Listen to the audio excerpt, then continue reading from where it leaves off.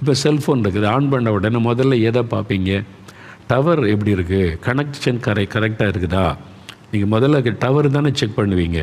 Cellphone on பண்ண உடனே tower இருக்குதா, இப்போ வந்து பேசுனா கனெக்ஷன் கிடைக்குமா, ஓகே டவர் ஃபுல்லாக இருக்குது, இல்லை ஒரு பாயிண்ட்டு தான் இருக்குது அப்படின்னா தெளிவாக பேச முடியாத, அதில் வந்து கொஞ்சம் கட் ஆகுமே, அப்போ சரியாக கனெக்ஷன் கிடைக்கணும், அதில் கவனம் செலுத்துறீங்கல்ல.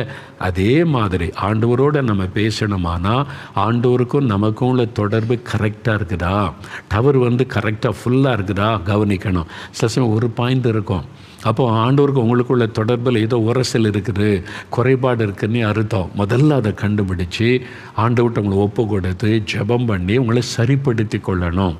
சில சமயம் நான் ஆண்டவருடைய சமத்தில் போகும்போது முதல்ல நான் என்ன செய்கிறேன்னா ஆண்டவரை துதித்து பாடுவேன். முதல் ஆண்டவரை ஸ்தோத்திரம் பண்ணி துதித்து பாடும்போது அவருடைய பிரசன்னத்தை உணர முடியும், அல்லது அவருடைய பிரசன்னம் தடைப்படுவதை உணர முடியும்.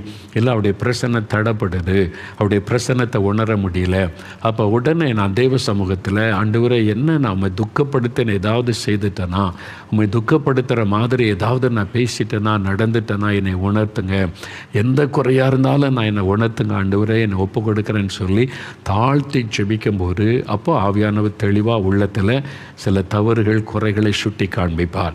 அப்போ அதை தன் பாவத்தை மறைக்கிறவன் வாழ்வடைய மாட்டான். அப்போ அறிக்கை செய்து விட்ட உடனே அப்போ அதை அறிக்கை செய்த ஆண்டவரே இது தவறு தான், மன்னியும், உம்மை துக்கப்படுத்திட்டேன், என்னை மன்னிச்சிருங்க, பாவத்தினால் உங்களை சங்கடப்படுத்திட்டேன் அப்படின்னு ஜெபித்த உடனே ஆண்டவர் நம்மோட கனெக்ட் ஆகிடுவார். அப்போ பரிசுத்த ஆவியானவர் ஆண்டவரை நம்மோட கனெக்ட் பண்ணுகிறவர் பரிசுத்த ஆவியானவர். அந்த தடைகள் என்னென்னு கண்டுபிடிச்சு அதை அறிக்கை செய்திடணும். சில கவலை, உலக கவலையை அழுத்திடும், அது தேவனோட தொடர்பு கொள்ள முடியாது.